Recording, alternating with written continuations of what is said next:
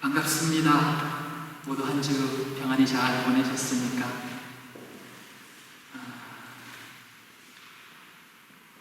드디어 오늘부터 우리도 아직 마스크는 받지 못하지만 예배 시간에 함께 찬양을 할 수 있습니다. 또 기도도 함께 할 수 있습니다.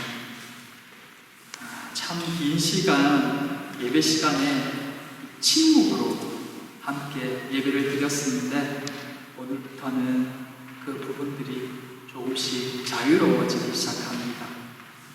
얼마 안 있어 또 언젠가는 마스크도 벗고 함께 예배할 날이 있을 것이라 기대해 봅니다. 그때까지 사랑하는 우리 모든 성도들 건강하게 평안하게 주님 안에서 하루하루 잘 보낼 수 있기를 소망하고 또 기도해 봅니다. 오늘은 이 사도행전 13장의 바울의 1차 선교 여행 중 내용들을 함께 살펴보고자 합니다. 오늘 본문이 조금 길지만 바울의 공식적인 첫 번째 설교의 내용을 함께 읽었습니다. 그리고 그 말씀을 듣는 사람들의 반응과 또 그 반응을 바라보면서 우리는 어떻게 해야 되는지, 그 선교의 걸음을 걷고 있는 이 바울 일행은 또 어떻게 하고 있는지 그 모습들을 함께 살펴보면서 주님 앞으로 또 우리의 삶을 다시 한번 살펴보고 점검하는 이 시간 되기를 소망합니다. 첫째, 사랑하시고 또 사랑하시는 하나님. 성령의 지시를 받아 안디옥 교회를 떠난 바나바와 바울 일행은 구브로 섬에서 복음을 전한 후에 배 타고 이 버가에 이르렀습니다.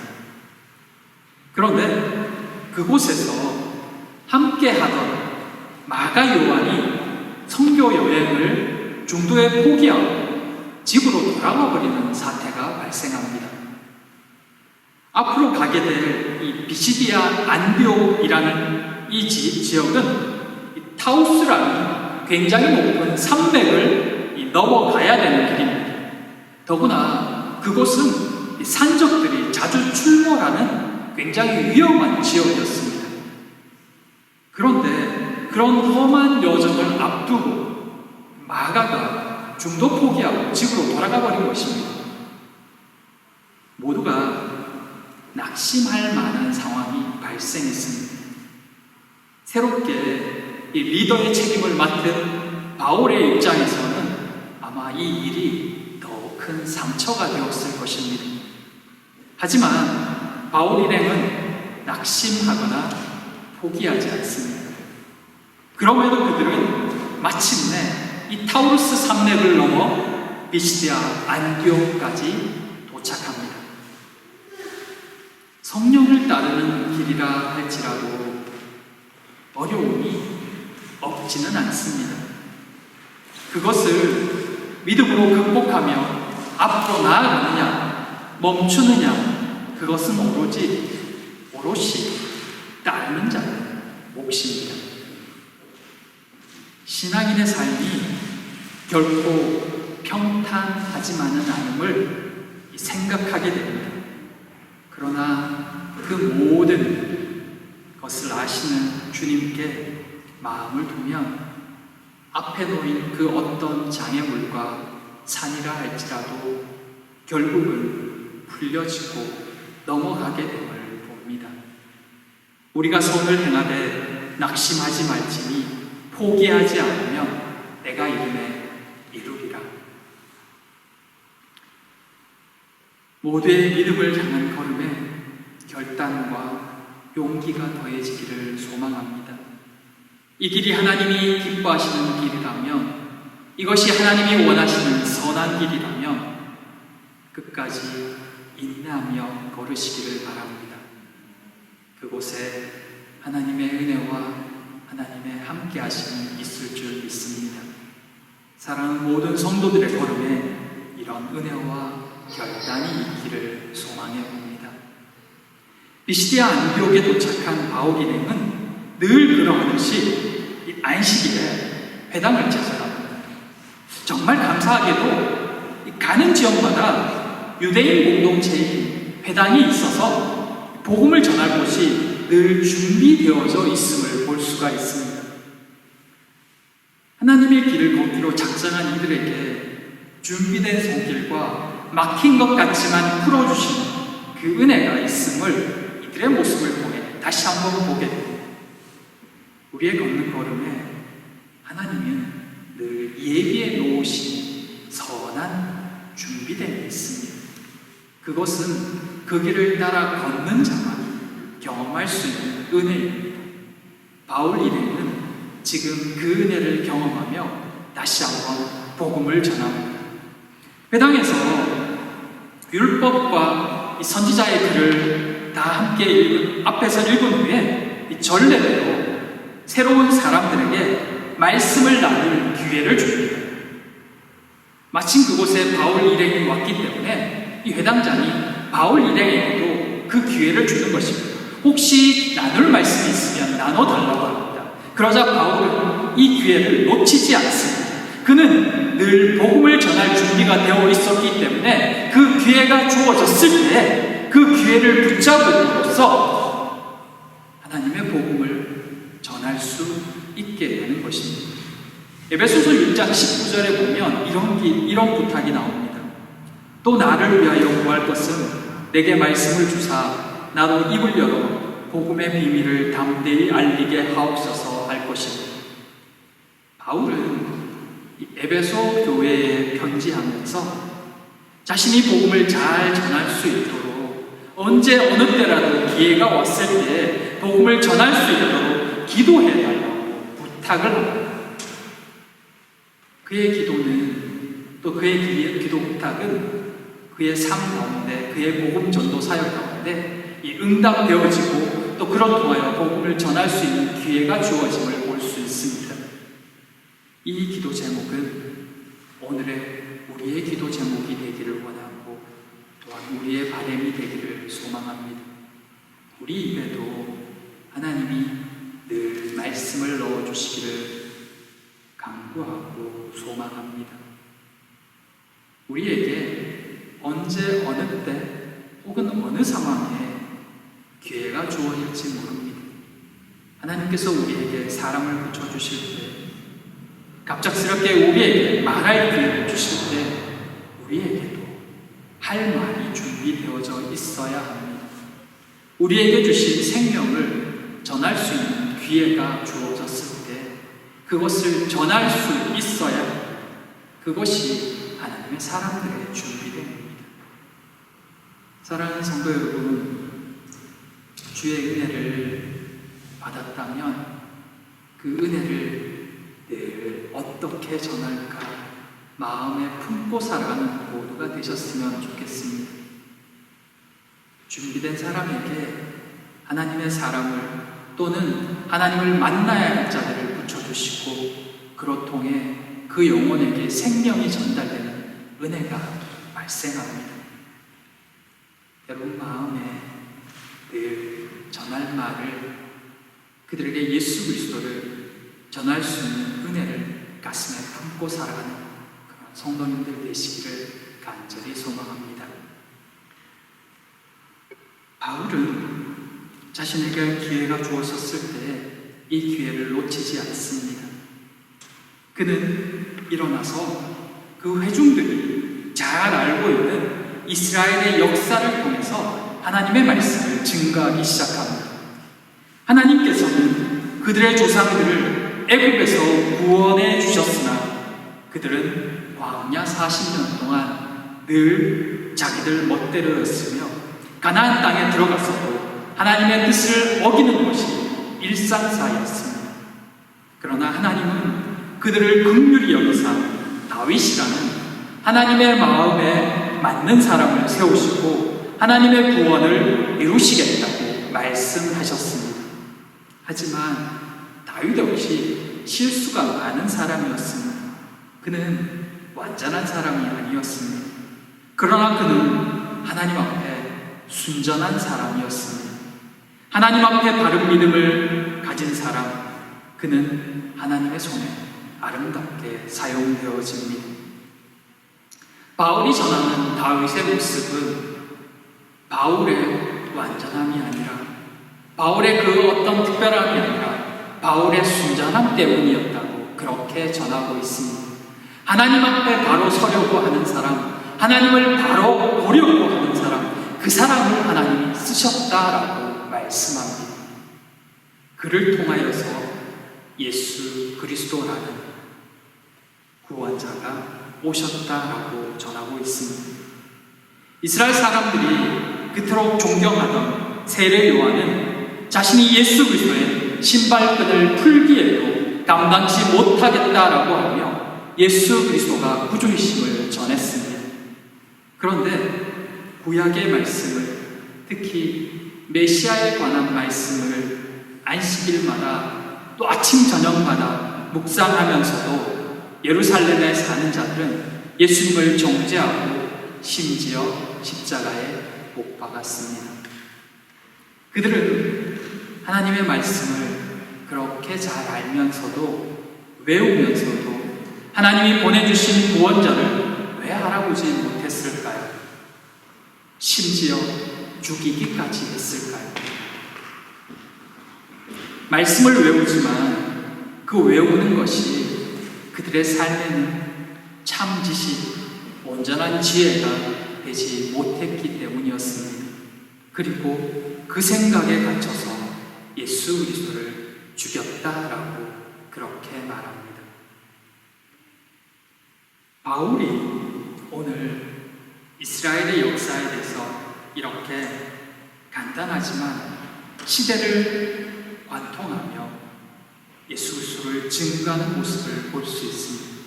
그리고 그 불순종이 이스라엘의 역사 속에 하나님은 어떻게 하셨다고 말씀합니다. 그럼에도 하나님은 그들이 죽인 예수님을 다시 살리셨다고 말씀합니다. 그렇게 하신 이유는 38절에 그러므로 형제들아 너희가 알 것은 이 사람을 힘입어 죄 사함을 너희에게 전하는 이것이며 39절에 모든 일에도 이 사람을 힘입어 믿는 자마다 의롭다 하심을 얻는 이것입니다. 예수 그리스도를 힘입어 죄 사함을 받을 수 있도록 이 사람을 힘입어 그를 믿는 자마다 의롭게 하심을 얻을 수 있게 하시되 예수 그리스도를 살리셨다라고 그렇게 말씀합니다. 이것이 하나님 아버지의 이스라엘 역사 내내 보여주신 아버지의 마음이고 아버지의 사랑입니다. 바울은 스스로를 하나님의 백성이라 말하며 자신을 선민이라고 그렇게 고백하는 그들에게 하나님의 진심이 무엇인지를 말씀을 통해서 알려주셨습니다.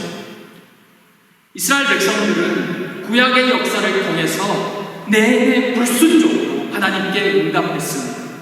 하나님은 그들을 구원하셨으나 그들은 그 구원에 감사치 않았으며 잠시 감사하는 것 같으나 다시 하나님의 말씀을 어기고 불순종하고 또 하나님을 대항했으며 죄악을 행했습니다. 심지어 아들 예수 그리스도조차도 십자가에 못 박혀 죽였습니다. 그러나 하나님은 그 예수를 다시 살리셨습니다. 왜냐하면 그 예수를 통해서만이 그들이 구원을 받을 수 있고 의롭다 하심을 받을 수 있기 때문입니다.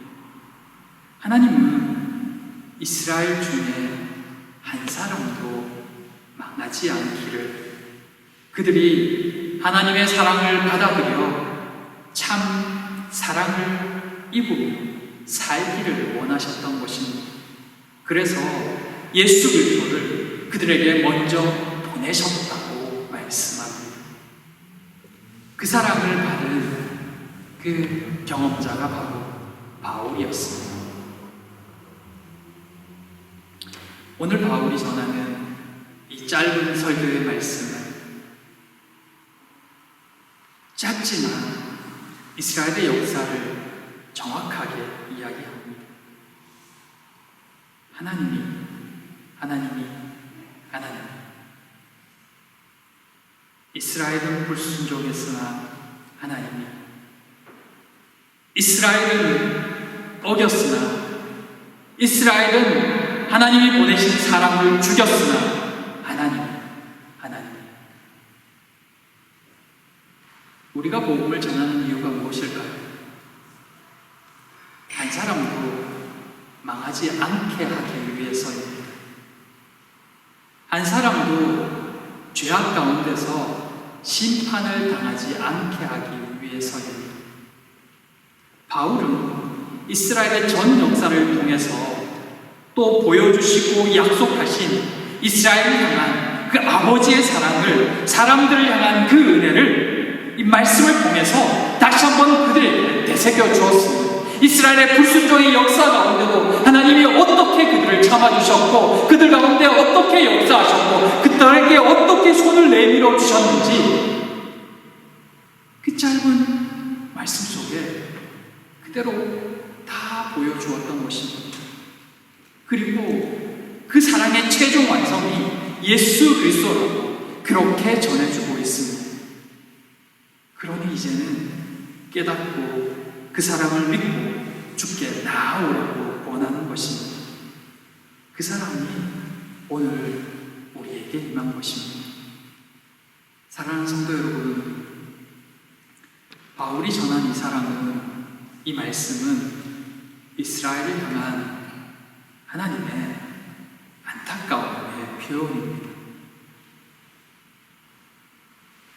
끝없이 불순종하는, 끝없이 하나님을 무시하고 하나님을 거부하는, 하나님의 선민이라고 말은 하지만 그 삶을 따라가지 않는 그런 불충한 사람들에게까지 끝까지 사랑을 보이시고 또 사랑하시고 또 사랑하시고 또 참으시는 그 아버지의 사랑이 하나님의 안타까움의 표현이라는 것입니다. 그리고 오늘 사랑하는 우리를 향한 사랑의 표현이기도 합니다. 약속의 말씀을 따라 예수 그리스도를 보내주셨고, 오늘도 그 사랑을 받아 죄 사함을 받으라고 말합니다. 여전히 하나님을 거부하는 이들에게까지 나는 너희를 사랑한다라고 말씀합니다. 이스라엘의 전 역사를 통하여서 끊임없이 사랑의 손길을 내밀었던 하나님이 오늘도 믿지 않는, 여전히 거부하는 이들에게조차 나는 너를 사랑한다고 말씀합니다. 예수를 믿는 길만이 죄 사함을 받는 길이며 의로워지는 길이며 참 생명을 얻는 길이라고 말씀합니다. 우리는 이 사랑을 참으로 확신하고 있습니까? 우리를 향한 이 사랑에 온전히 감사하고 있습니까? 그 사랑을 생각할 때마다 우리의 가슴 저 밑에서부터 그 사랑에 대한, 그 은혜에 대한 정말 진심 어린 감사가 나오고 있습니까? 사랑하는 성도 여러분, 아버지의 사랑을, 우리를 이 자리에 있게 하신 그 아버지의 사랑을 다시 한번 새기고 감사하는 그런 우리 모든 성도님들 다 되시기를 원합니다.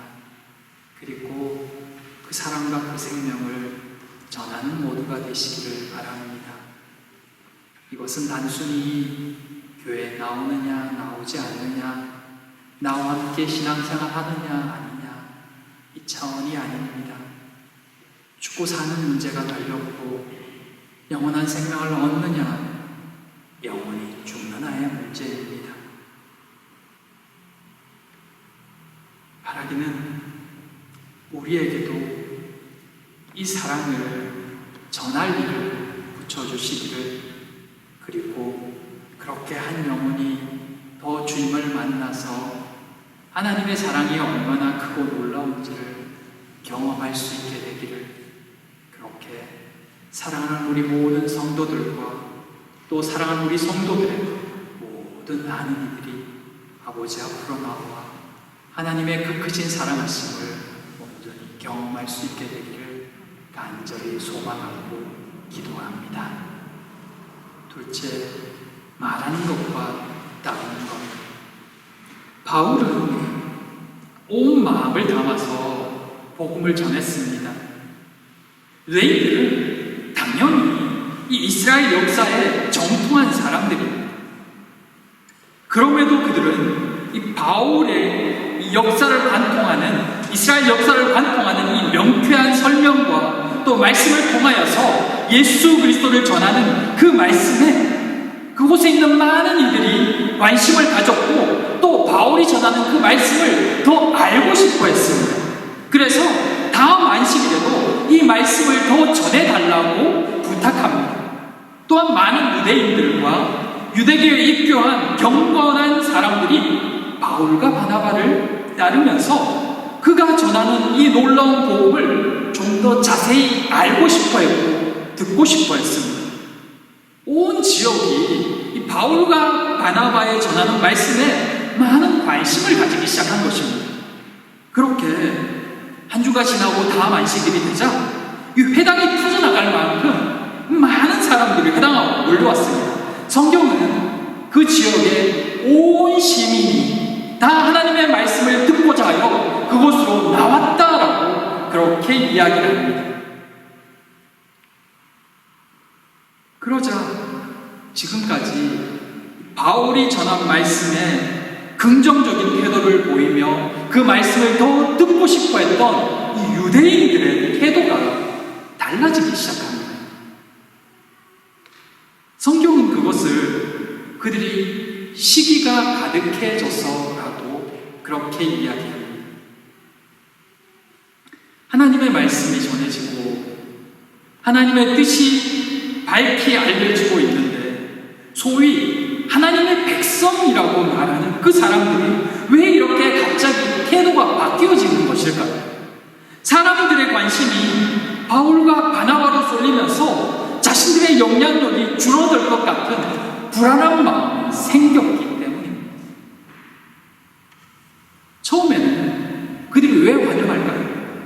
하나님의 말씀을 새롭게 풀어주니까요. 자신들이 잘 알지 못했던 그 이야기들을 이 바울과 바나바가 깨닫게 해줌으로써 자신들도 그동안 자신들이 외우고 익히 알았지만 그럼에도 말씀을 좀 더 새롭게 볼 수 있을 것 같은 기대가 생겼던 것입니다. 그래서 이 바울이 전하는 이 가르침과 이 말씀을 좀 더 알고 싶었고 듣고 싶어 했던 것입니다. 놀라운 가르침이거든요. 지금까지 알고 있는 것과는 전혀 새로운, 그러면서도 말씀 한 절 한 절을 풀어서 이것이 다 예수 그리스도를 향한 말씀이고 생명을 주시는 그 은혜의 말씀이라는 것을 했을 때 그들도 이렇게 놀라운 말씀이었구나라고 깨달았기 때문입니다. 그래서 그 말씀이 더 듣고 싶었던 것입니다. 그런데 지금은 그것이 별로 중요하지 않습니다. 왜냐고요? 자칫하면 그동안 자신들이 그 지역에서 쌓아왔던 그 명성과 자신들의 영향력이 이 사람 바울과 바나바에게로 확 다 쏠려버려서 한꺼번에 자신의 명성들이 영향력이 무너질 것만 같은 불안함이 몰려왔기 때문입니다. 초조해지기 시작하는 것입니다. 그러니 말씀을 좀 더 깨닫는 것보다 자신들의 영향력을 지키는 것이 더 중요하게 여겨진 것입니다. 그러려면 이 사람들이 말씀을 전하지 못하도록 또 이 사람들의 틀린 점을 잡아내야 그래야 이들의 영향력이 더 커지는 것을 막을 수 있기 때문입니다. 그래서 이제는 바울의 말에서 꼬투리를 잡고 말거리를 만들어내려고 시도하는 것입니다. 하나님의 말씀보다 자신들의 명성과 사람들의 인기를 붙잡는 것이 더 중요했기 때문입니다. 그렇게 그들은 지금까지 그토록 하나님에 대해 말해왔으면서도 정작 하나님을 따르지 않는 사람들이 되어버렸습니다. 그들의 모습이 무엇을 말하고 있을까요? 유대인이니까 예수 안 믿으니까 당연히 그렇지. 그렇게만 바라보아야 될까요? 그렇지 않습니다. 하나님의 말씀이 실제 삶이 되지 못할 때 얼마든지 말씀과 정반대의 삶을 살 수 있다는 것을 보여주는 것입니다. 말씀은 말씀이고 그들의 현실은 또 그들의 현실대로 따로 있다는 것입니다. 이게 별개로 작동하는 것입니다. 그들의 모습은 우리 자신의 모습도 보게 합니다. 좋은 말씀, 성경 안에서의 말씀일 때는 좀 더 객관적이고 또 이 사실적으로 그 말씀을 받아들일 수 있습니다. 좋은 말씀 앞에, 은혜스러운 말씀 앞에 고개가 끄덕끄덕여지기도 하고 때로는 이 말씀대로 한번 살아봐야지 하는 이 실천의 의지가 생겨나기도 합니다. 그러나 그것이 내 삶의 실제적인, 직접적인 내용으로 다가오게 되면 상황이, 생각이 좀 바뀌게 됩니다. 나의 결단을 요구하거나 때로는 나의 손해와 희생을 요구하게 되면 더욱더 마음이 굳어지게 됩니다. 그저 먼 나라의 이야기처럼 나와 상관없다 여겨질 때는 수긍도 되고 또 믿음이 생기기도 합니다. 그러나 막상 나에게 직접적인 요구가 주어지고 말씀 앞에서 결단해야 되고 버려야 되고 내 것을 포기해야 될 시점이 오면 따르지 않아도 될 이유를 찾는 것이 우리의 완악함입니다. 그 요구가 나에게 시간과 물질과 또 관계가 되면 더욱 움츠려듭니다. 왜일까요? 말씀보다 내가 더 중요하기 때문입니다. 안식일마다 선지자들의 말을 외우며 메시아가 올 것에 대해서 분명히 확신하고 있던 유대인들이 정작 메시아가 왔을 때, 하나님의 아들 예수 그리스도가 오셨을 때 왜 그를 십자가에 못 박았을까? 현실적이고 직접적인 피해가 그들에게 왔기 때문입니다. 온 세상의 관심이 예수 그리스도에게 향하고 있고 그 예수님은 자신을 하나님의 아들이라고 말하고 있기 때문입니다. 메시아는 당연히 하나님이죠. 그리고 그분이 행하신 수많은 이적들과 말씀의 증거들이 있지 않습니까? 하지만 메시아는 결코 나사렛에서 날 수 없다는 그 고정관념과 그 생각과 이적이 행할 때마다 사람들의 마음이 예수께로 향하고 있다는 그것 때문에 이 시기심으로 올바른 판단을 할 수가 없었던 것입니다. 그저 하루빨리 이 사람을 죽여서 사람들이 더 이상 예수에 대해서 말하지 못하도록, 생각하지 못하도록 해야 되겠다는 그 생각에 갇혀서 아무것도 올바로 판단할 수 없었던 것입니다. 자신들이 외웠던, 자신들이 익히 알고 있던 그 말씀은 그들의 안중에도 있었던 것입니다. 그 잘못을 지금 이 비시디아 안디옥에 있는 이 유대인들도 동일하게 하고 있는 것입니다. 사랑하는 성도 여러분, 이들의 이 시기하는 모습은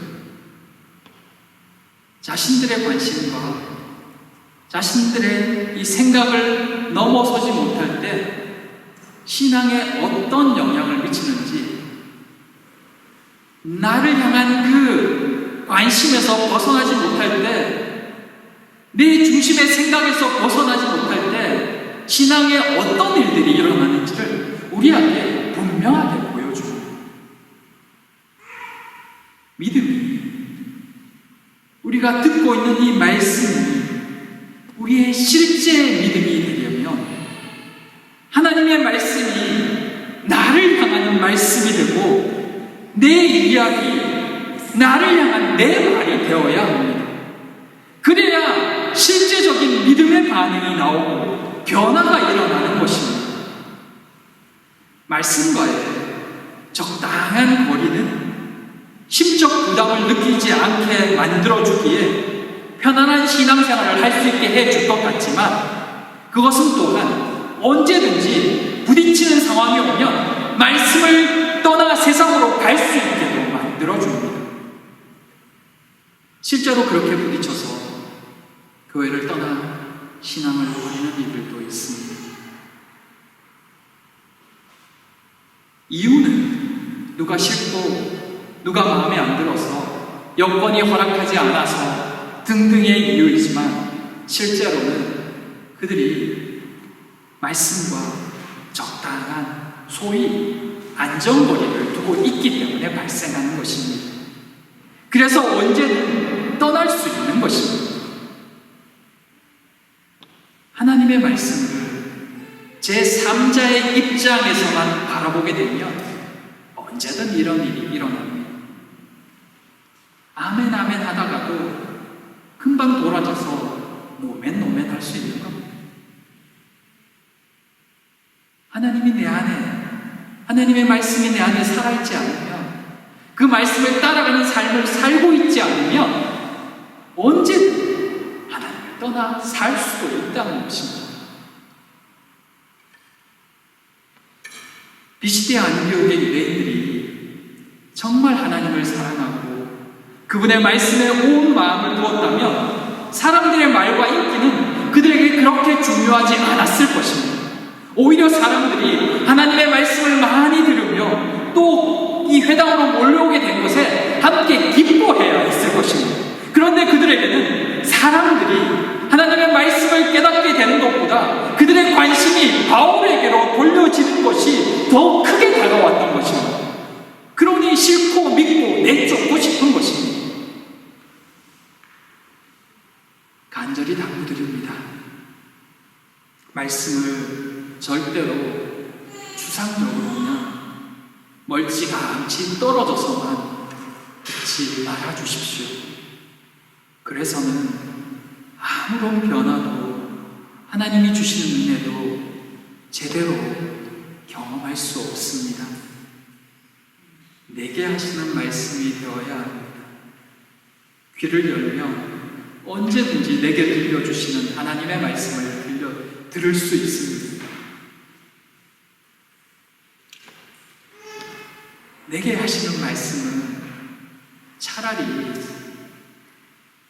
묵묵보답보다 때로는 그 말씀으로 인해 찔리기도 하고 심지어는 화가 치밀어 오르는 것이 더 좋습니다. 하나님의 말씀이 올 때 그 말씀 때문에 때로는 분통이 터지고 때로는 눈물이 나고 때로는 너무 찔려서 피하고 싶고 듣고 싶지 않아 하는 것이, 그것이 더 좋습니다. 그것이 오히려 하나님의 말씀이 내게 들리고 있다는 증거이기 때문입니다. 이 말씀을 들어도 그저 그렇고 저 말씀을 들어도 그저 그렇다면 그것이 정말 안타까운 것입니다. 하나님은 내게 은혜를 주시기도 하고 때로는 가슴을 후벼파듯이 찌르기도 하고 때로는 너무 부끄럽게도 만들고 때로는 너무 화가 나게도 만들고, 그게 정상이고 그것이 말씀이 내 안에서 살아 역사하는 증거입니다. 그것이 하나님이 내게 주시는 기회입니다. 그것이 없으면 우리는 하나님의 말씀을 제대로 듣지 못하고 있는 것입니다. 비시대 안디옥 사람들은 말씀보다 사람의 눈이 더 중요했습니다.